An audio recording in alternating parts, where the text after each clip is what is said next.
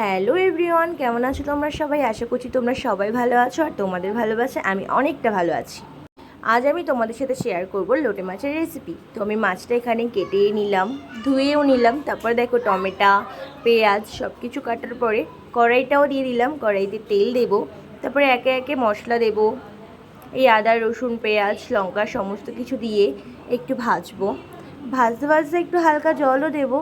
আমি আমার মায়ের কাছে শুনেছিলাম মশলা ভাজার মধ্যে যদি একটু জল দেওয়া হয়, তারপর যদি মশলাটাকে ভেজে নেওয়া হয়, তাহলে নাকি মশলার কাঁচা গন্ধটা থাকে না। আর এর মধ্যে আমি একটু অ্যাড করব কাশ্মীরি লঙ্কার গুঁড়ো। তাতে না গ্রেভির কালারটা মস্ত হবে। মস্ত মানে মস্ত, মানে রেড রেড লাগবে। আমার আবার না ওই ফ্যাকাশে তরকারি পছন্দ না, আমার আবার লাল লাল ঝাল ঝাল তরকারি দেখতে খুবই পছন্দ।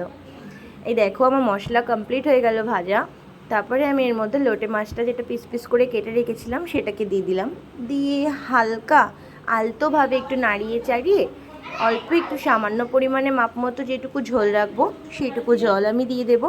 এই দেখো জল আমি হালকা জল দেবো, বেশি দেইনি, কারণ লোটে মাছ থেকে এমনি জল ছাড়ে, তার জন্য আমি জলটা বেশি দেইনি।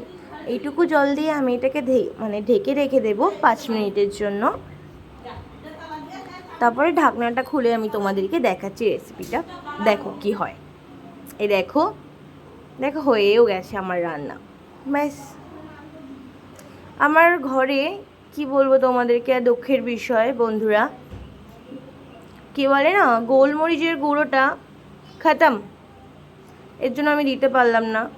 কিন্তু হ্যাঁ, ধনে পাতা আছে, ধনে পাতাটা দিয়ে দিচ্ছি, একটু গন্ধটা ভালো লাগবে। তো কে কে খেতে চাও বলো, আমার হাতের রেসিপি চলে আসো।